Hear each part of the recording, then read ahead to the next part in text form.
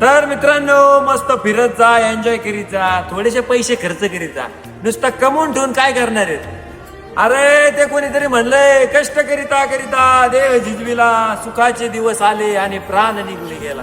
नुसतेच पैसे कमवू नका, कष्ट करू नका, थोडे आलेले पैसे बिवडवा. आता ही गोष्ट वेगळी आहे का बा, आम्ही आमचं कर्ज काढून आलोच फिरायला, पण आलोय. दाखव जरा नजारा, दाखव नजारा, दाखव.